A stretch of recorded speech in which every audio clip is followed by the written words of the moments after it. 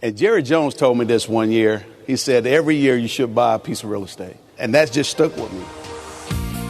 Welcome to the Creating Wealth Show with Jason Hartman. You're about to learn a new slant on investing, some exciting techniques, and fresh new approaches to the world's most historically proven asset class that will enable you to create more wealth and freedom than you ever thought possible. Jason is a genuine self-made multimillionaire who's actually been there and done it. He's a successful investor, lender, developer, and entrepreneur who's owned properties in 11 states, had hundreds of tenants, and been involved in thousands of real estate transactions. This program will help you follow in Jason's footsteps on the road to your financial independence day. You really can do it. And now, here's your host, Jason Hartman, with the complete solution for real estate investors. Welcome to episode 1708, 1708. Folks, we're approaching episode 2000 here. It's not that far away. It's going to happen before you know it. It really will. It's getting up there. I can't wait until I get to say episode 7243. And we'll get there too. But it's going to take time. Like that Ernest and Julio Gallo commercial from years ago. We will sell no wine before it's time. But I hope you enjoyed our Flashback Friday episode on Thomas De Lorenzo. Folks, some of those Flashback Friday episodes are better than the current episodes, so do not miss Flashback Friday. You know, I was with some friends last night celebrating the 4th of July, or the more proper name is Independence Day. Yes, of course, there's Financial Independence Day, and we talk a lot about that on this show, but Independence Day for the country. One of my friends was saying that history just was not that interesting of a subject, as we were talking about when the country was founded and the history of July 4th, 1776 and such, and the history of other countries and their foundings. You know, a couple of the friends chimed in and said, hey, they didn't think history was that particularly interesting either. And I gotta differ. This is not good. Not good. Not good. In order to understand the present, and in order to have a feel or even a prediction for the future, in order to place a bet on the future, we absolutely, positively must understand the past. A sense of history is incredibly, incredibly important. At least I think so. I could be wrong. You know, argue with me if you wish. But I really should have at hand more often the list, and some of you have asked me for this, by the way, the list of old movies, old TV shows, and things that I watch. You know, I was chilling out this weekend watching another old movie, a couple of them actually. Well, not necessarily this weekend, you know, late last week, throughout the weekend, I don't know. They sort of blend in because you don't have to watch them all in one sitting anymore, right? So, yeah, you gotta watch old movies, TV shows, listen to old music, read old books, because it gives you a sense of history. Of course, it's the Hollywood sense of history. Of course, if it's a book, it's through the author's eyes. If it's a piece of music, it's through the musician's eyes. That's why I like the singer-songwriters of the 70s so much. They are fantastic. Give you such a good sense of history and how totally effed up the world is today in so many ways. Although, at the same time, I know it sounds contradictory, it is an amazing time to be alive. It is an amazing time to be alive. There's no question about it. And I say that from a technological perspective, but definitely not from a cultural perspective. Although some things in the culture are definitely better than they used to be. But on balance, I'd say most things are worse than they used to be in terms of the culture. I talked with George Gammon the other day about it. We had about an hour and a half conversation about this.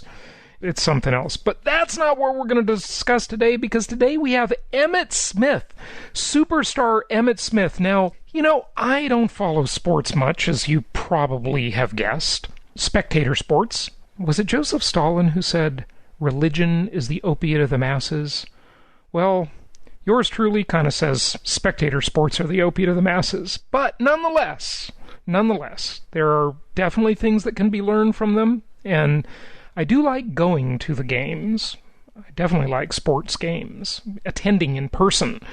But sitting watching them on TV, I got way too much to do to be doing that. But for some people, hey, that's how they chill out, that's how they relax, and more power to them. It's probably most of you, so forgive me, folks, because I bet that you would totally argue with me about that, and that's fine. We can agree to disagree, but whatever. But the thing I love about I love so many things about Emmitt Smith's talk to our mastermind group a week and a half ago in Dallas in the Big D. I gave a speech there, and Emmitt Smith gave a speech there. Well, he didn't really give a speech. He was more of an interview style. He was awesome.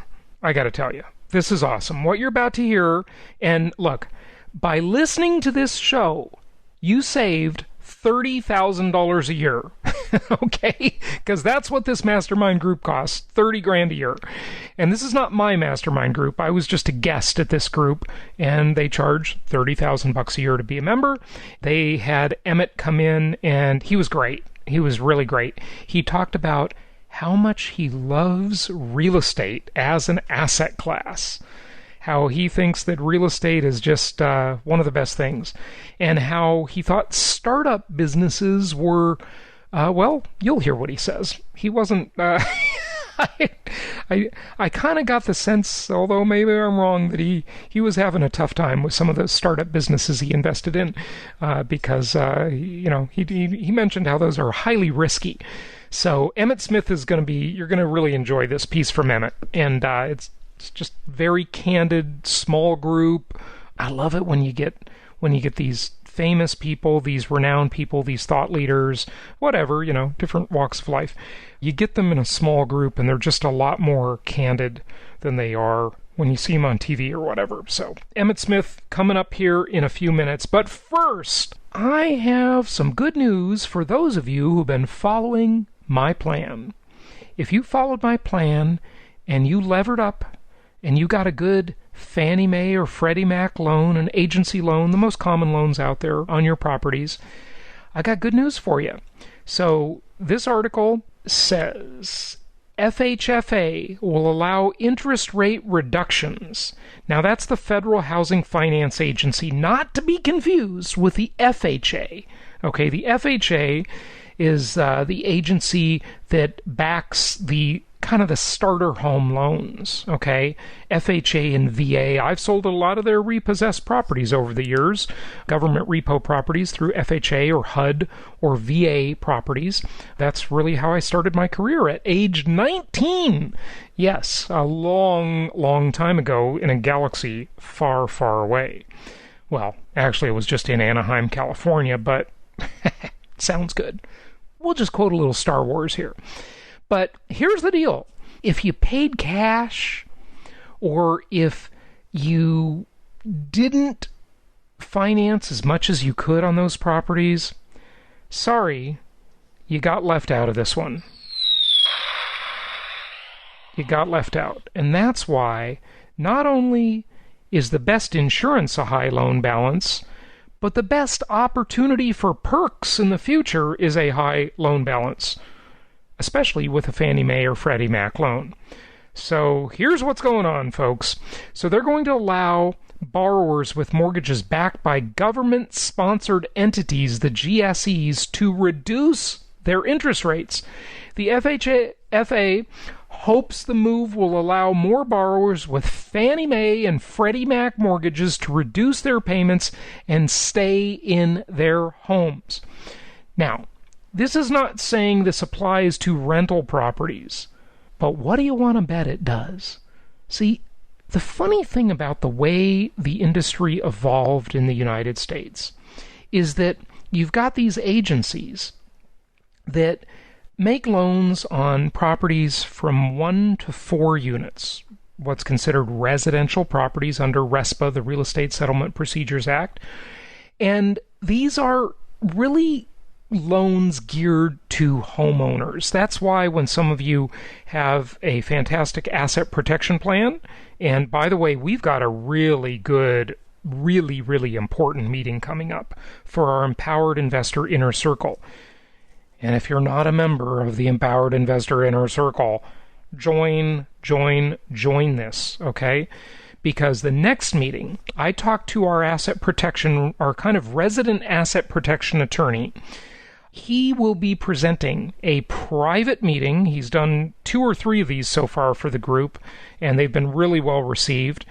And he will be presenting a whole new topic that I urged him to pay attention to, a whole new kind of asset protection topic. One, of course, is the use of various types of trust. That's trust, T-R-U-S-T-S, plural, for asset protection. But that's not that revolutionary. Here's what's revolutionary, and guess where it came from? It came out of that marvelous instrument between all of our ears, but this particular idea came out of that instrument between my ears. And that was, and maybe you've heard about this, we've done some episodes on it over the years, and it is the scariest thing that is becoming all too common. Very scary stuff. And somehow they are getting around that marvelous Constitution of the United States in doing this. And that is civil forfeiture, asset forfeiture for the most obscure and opaque of reasons. Really scary stuff. All kinds of examples. So I went to our resident asset protection attorney and I said, hey, can an asset protection plan apply to a government actor? Can it help you if... Now, these are, again, most of you might be thinking, what are the chances this is going to happen to me? Well, admittedly, in terms of just pure numbers, they're relatively low. But if it does happen to you, it could destroy you, destroy your life in ways you cannot possibly imagine. This isn't like a lawsuit that could really mess up your life, right? But it is much more devastating than litigation. And that's litigation from a government actor, where they can seize your property.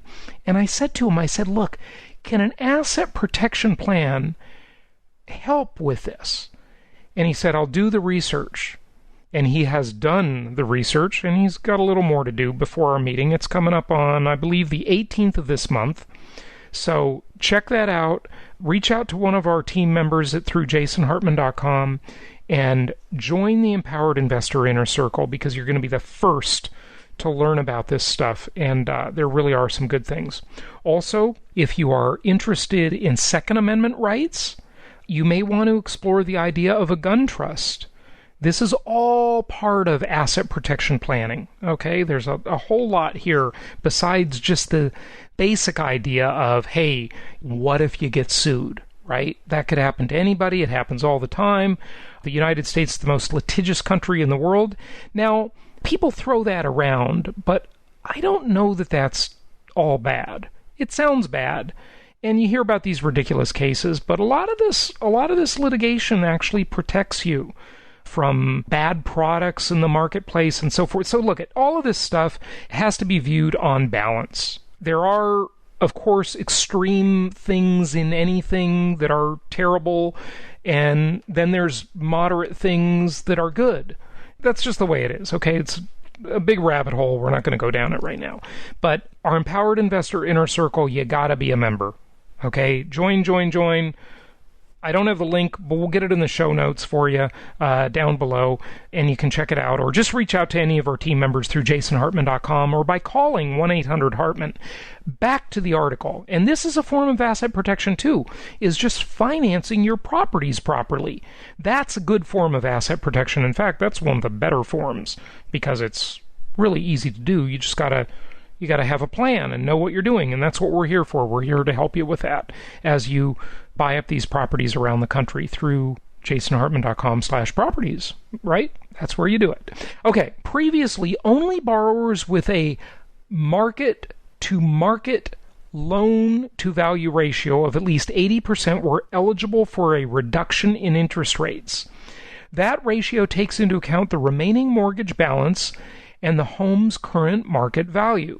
The agency is allowing the loan modifications in response to the unprecedented nature of the pandemic. Freudian slip intentional there.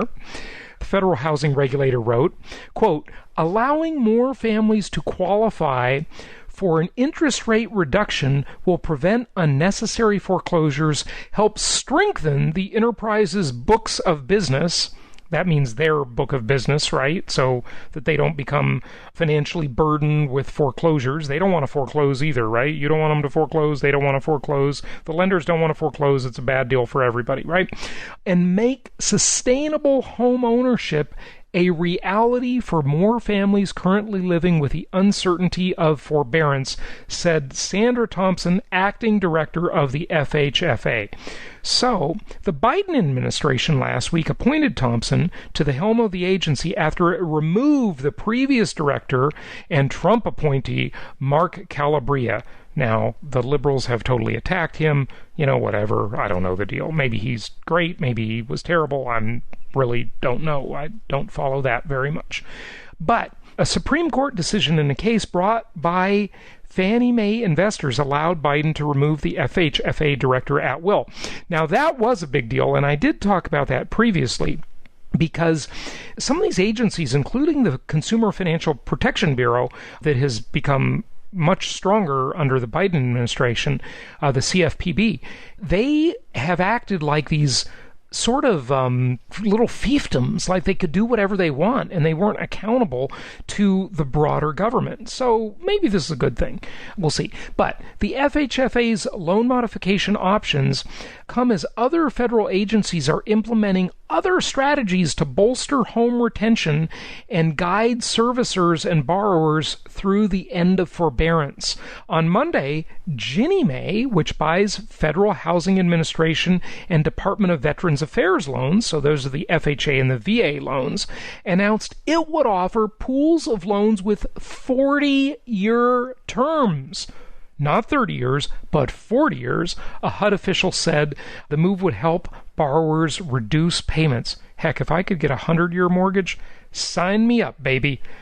I love those big mortgages and super low interest rates. I mean, can you imagine 40 years? That means it's so ridiculously great, right? That means that you don't make the last payment on that loan until not 2051, as if that wasn't great enough. 2061.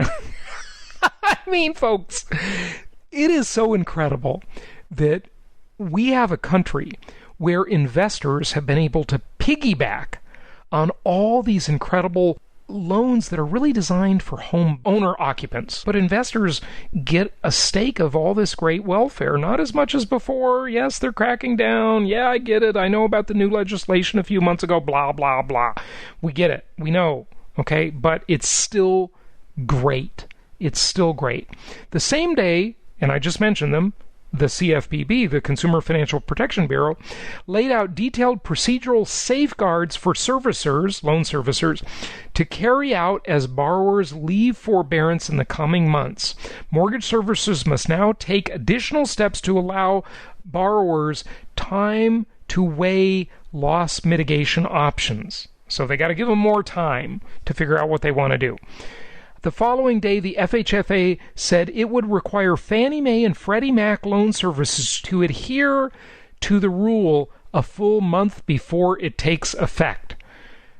Folks, it's just amazing the perks and benefits that are available to real estate investors if they are following my plan, if they are getting these great loans. I know it's tough, I know it's difficult, but that is the best deal for you investors. It really is the best deal. All right. Without further ado, let's get to Emmitt Smith, and he will again be here on Wednesday's episode. So we'll have Emmitt Smith on both episodes, Monday and Wednesday here. But let's get to the first part of his interview right now. The way I got into the real estate game was in the early 90s.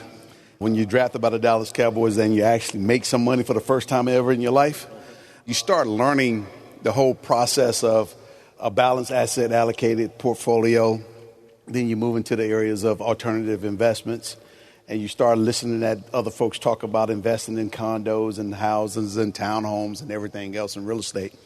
And Jerry Jones told me this one year. He said, every year you should buy a piece of real estate. And that just stuck with me. And I bought my first condo down in Florida on the Perdido Bay, and I bought some stuff here in Texas as well, and just started that way.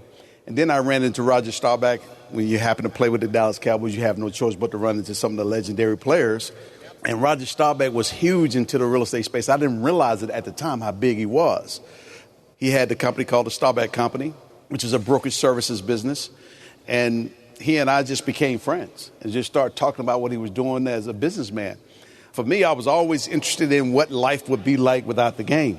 And I started that at a young age. I mean, even before I became a Dallas Cowboy. But once I became one, that just accelerated because I started asking myself certain questions. If Jerry Jones could pay me this type of money and everyone else on our football team this type of money, how much money is he really making? And where is he making his money? Well, oil and gas is one thing, but people look at oil and gas, but oil and gas is a real estate play. It's what's underneath the ground that's really valuable to him. But he has to acquire a lot of land to get to that, what's underneath the ground. But you also have surface rights, too. And so I just started learning a whole lot about not only investing, but how to invest, what to invest in, what kind of yields I'm looking for, and then going from there. What gave you so many players and athletes, who come into the game and then exit early, or even if they have long careers, and we've seen other athletes in other sports who focus on the sport and that's about it, and they don't think about life after the sport, right? What gave you, or what mentors came along the way to give you kind of the foresight to say, like, hey, I better start preparing now? Because I read in an article as we were kind of just brushing up on my Emmitt Smith history that you went to Roger as a player and then started spending your off seasons in his office to learn real estate while you were still actively playing. So what gave you the foresight and what kind of mentors? The latter part may not be as true as the article may have embellished because I really didn't start spending time with Roger Staubach until I retired. Okay. But what I did, though, is we invested in an office building right off of MacArthur Boulevard where the old Dallas Cowboys complex was at. And that office building overlooked the practice field. And so seeing that was going to be a growing area, we invested in an office building. I was part investor in there, not a whole lot of money, but part investor in there. Then Roger Staubach Company came and did the lease up of the building. And so through the leasing up of the building, I got a chance to learn what he was doing, how they did it, and some of the folks that was working with them. And that was one way that I got introduced into investing in buildings versus condos and homes and residential stuff. And so from there, I started investing with his firm on the equity side, putting in some capital, and they would go around and buy these shopping centers because I was looking for cash flow. And I started asking myself the question, okay, if they're taking my money and they're doing these things and they're building these products and they're acquiring these assets, what are they making on the backside? I mean, I try not to count people's money, but I want to understand what's going on. And so once I start understanding they were taking my money, putting down the down payments and doing the LTV value, loan to equity value and all that kind of stuff against it, and the returns that I was going to get, and then the promotes that they were going to get, along with the acquisitional brokerage services fees that they were going to get on the front side and all those kind of things. I was like, okay, this is pretty interesting. So who are these folks how do they know these people? Okay, the Staubach Company is a big old brokerage house. They represent Walgreens, you name it, across the board. Home Depots, you name it, across the board. And so they're leveraging this into this. Got it. Once I got it, I was like, okay, this is what I need to do. So to go back to who helped me get to that place to where I started developing the mindset of life beyond the game. When I was 11 years old, my Pop Warner coach, Charlie Egger, He owned his own construction company. I didn't know this at the time. I just thought it was just a coach. Well, I was over his house one Friday night, and I was walking around in his office. He had an office in his house, and we didn't. And I started asking questions about what is this contraction that I see that had all these papers on it. And I started looking at these papers like, what is this? This is a house. This is an office building. This is this. This is that. And he started teaching me how to read blueprints and floor plans at the time. So I'm 11 years old learning how to read these things, seeing walls, seeing closets, seeing doors, seeing windows, elevation, front elevation, side elevation, roof pitches, and all this stuff. And I'm like fascinated. I'm exposed to something that my mom and dad could never, ever expose me to. And he went on to say, never put all your eggs in one basket. Learn to diversify yourself. Get your education, because you never know when this talent that you actually have is going to be over with. And you need to rely on your education. So to me, that was just learning things that I did not know, being exposed to things that I never thought about. And that's where it all began, to where I just started growing up, looking at things, thinking about franchises, thinking about this, thinking about that, hearing stories about players and so forth, reading stories about different types of players, Walter Payton, Magic Johnson and others, trying to figure out what is next and what does next look like. So there's millions and millions of players every single year that aspire to get into the NFL. 0.00001% make it, right? Because there's only a few hundred spots, a few thousand maybe over the course of their time.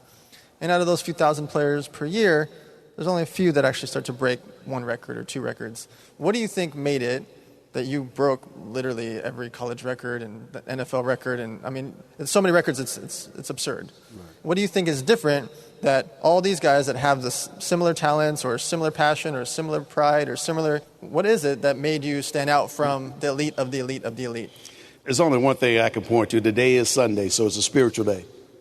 And at the end of the day, when you've been predestined to do certain things, you're going to do what you've been called to do.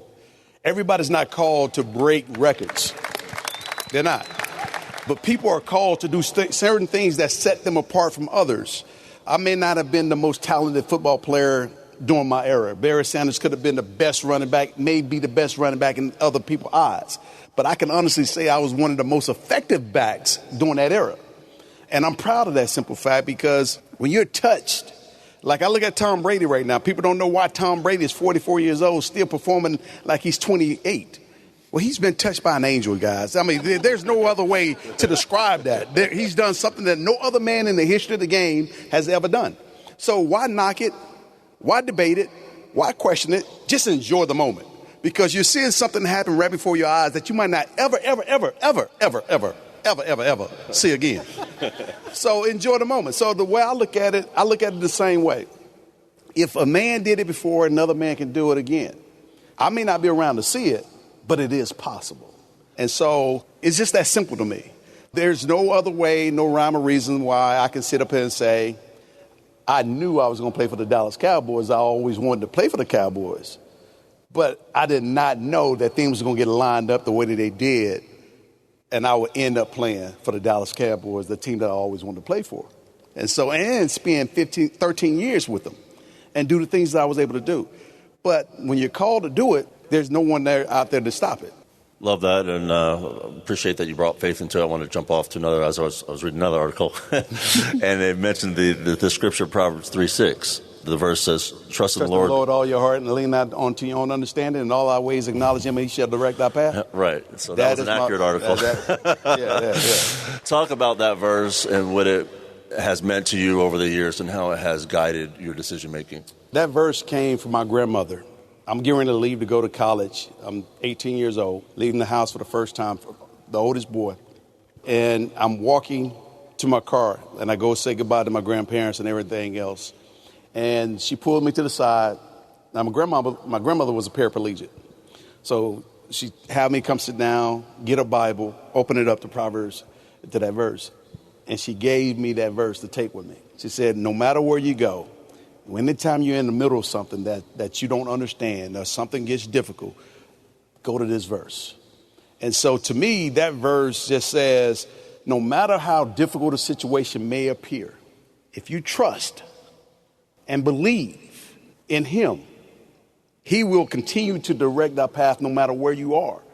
If you humble yourself enough to where you may have all this success, but if you humble yourself and remain humble and allow him to continue to be your North Star in the middle of chaos, you're going to be fine. And so when I'm playing the Giants and my shoulder's hanging off and I have a decision to make, do I want to continue on? Can I do this? I have to lean on something. I have to lean on something more than me. I have to trust that I'm going to be okay through this whole process. Even though they told me I was going to be fine, but they lie a lot. They do lie now. They tell you things to keep you on that football field and so forth. But in my heart, I felt I was going to be all right. You said something in the back there. You was talking about the little engine that could, right? That's one of my mottos, by the way, as well. And that's all I kept reciting to myself. I know I can. I think I can. I'm going to be okay. I'm going to be okay. I'm going to make it through this. I'm going to be on the other side of this. And little did I know, I ended up on the other side of it. I had to have surgery 4 or 5 weeks later, but I made it through it. And I ain't going to say it wasn't bad, but I had to develop the mental toughness to get through it. And that's what helped me get through it. So oftentimes after players or celebrities or musicians, after they retire, they kind of fade off into the distance. From a personal brand perspective, how do you stay relevant years and years and years and years after a career, whether it's for yourself or what you think for people in general? How do you stay relevant on people's minds years after the music or football or sports is over? One of the things that I think I try to do is to be involved in things that I'm truly passionate about, things that I absolutely love doing. I don't do things that I'm not passionate about. I don't do things that's going to waste my time. I don't mind helping people, but there come a point in time where you can help so many people where you just lose yourself in the helping. But there are organizations around here that we can plug into that is doing great work. And so from a charitable standpoint, that's what I tried to do, give back to my community, try to remain humble in that regard as a reminder of where I come from. I wasn't born with a silver spoon in my mouth. I had to earn everything that I've received thus far, and will continue to have to earn that. But in the process of earning everything that I've been able to achieve, I did not do it all by myself. And so reminding myself that what I've done is not necessarily for me alone. It's to be shared with others. And the life lessons, the process of what I've gone through, we all going to go through a certain process.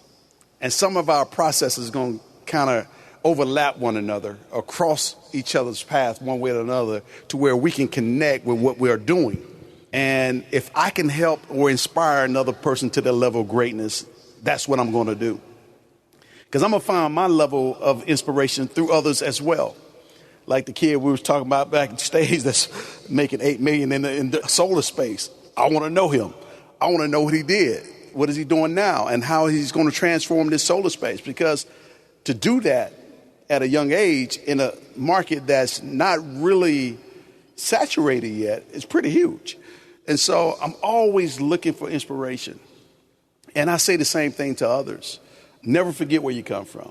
And no matter how you go, always extend a helping hand to someone else and leave the door on. Leave the lights on, I should say, like Tom Bourdain would say, leave the lights on. Because your life is your life, and your life is your blessing from God. But your blessing back to God is how you treat others. And that's just up to you as an individual. We can all be successful and be arrogant about it, or we can be successful and be humble about it and enjoy the successes that we have, but also success is there to be shared with others so you can have a really, really good time. And that's just the way I look at it. And so I'm always thirsting for knowledge and for growth in various areas because I don't want to be the smartest guy in the room. I really want to be the dumbest guy in the room asking all the smart questions. So we literally built this group based on that. So we have 100 people here in the real estate game. Joel and I have another group that's also 100 people in the business game. And we legitimately just build the group so that we can learn from each other and be around people that are doing real estate, investing, e-commerce, whatever, solar, whatever they're into. We want to learn from it. And we bring in all these instructors and special guests to teach about the things that they've learned. Are there or have there been any key mentors along the way or key takeaways or experiences that you had to help you get that mindset over the course of time? Oh, without a doubt. Without a doubt. I mentioned one in terms of Charlie Egger, my high school, my Pop Warner coach, mentioned him. Dwight Thomas, my high school coach, was definitely a guy that motivated not only me, but also my teammates. He's the guy that taught me how to do goal setting, write down your goals. It's only a dream until you write it down. Then, that's just where he talked about it. And then you have guys like Jerry Jones, who is a brilliant, brilliant businessman, marketing extraordinaire. When he bought the Dallas Cowboys, the Cowboys was losing almost $1 million a month. And he bought not only the Cowboys, but also Texas Stadium at about $140 million. That's a significant investment for a guy but the upside was tremendous. And all the Cowboys needed was somebody that had some foresight in terms of how to take things to the future.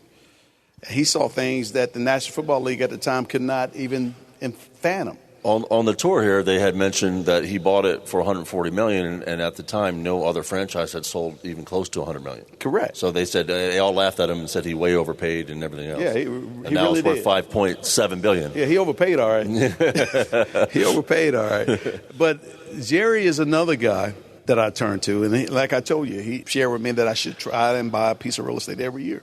It's good advice, especially coming from someone like that. But there's others. There's so many people that have poured into me so many great life lessons that I definitely take with me and still have with me to this day. So, well, what's interesting about mentors, and you mentioned first your Pop Warner coach, and then you mentioned your high school coach. It was like the first two mentors that you mentioned, right?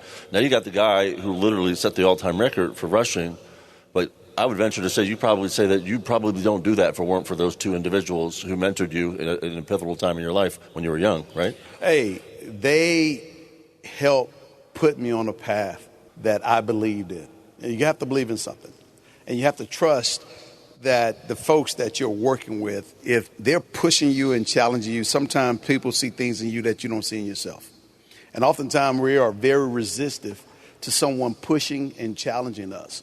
It's one thing to challenge somebody because you have the authority to do it and don't have any meaning behind it just because you can. It's another thing to try to pull out the very best in each and every man, woman, and child so they can understand that they definitely have the power to be whomever they want to be, but it is a process that you have to go through in order to get to that level. And oftentimes we think we're at that level. Well, some people forget, once you top out, the only place you can go is down unless you're going to go up. You got to blow through that next level in order to understand what is at the next level. Think about the evolution of how some people invest their money today. They start off with a few houses. Then they go to a few townhomes. Then they go to a couple of multifamily complexes. Then before you know it, they got over 2,300 units. Then the next thing, they got all this cash flow. Then they go to bigger things than beyond that. Then the next thing you know, they got tremendous cash flow. Then they go into private equity. And then on and on and on and on and on. It just continues to go. But as you get to new levels, you just start thinking differently. And you see the world differently. And just having that insight and understanding the markets that you're in, coupled with that insight, you can make some significant moves and change everybody if you really wanted to. Thank you so much for listening. Please be sure to subscribe so that you don't miss any episodes. Be sure to check out the show's specific website and our general website, hartmanmedia.com, for appropriate disclaimers and terms of service. Remember that guest opinions are their own, and if you require specific legal or tax advice or advice in any other specialized area, please consult an appropriate professional. And we also very much appreciate you reviewing the show.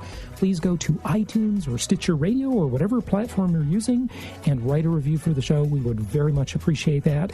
And be sure to make it official and subscribe so you do not miss any episodes. We look forward to seeing you on the next episode.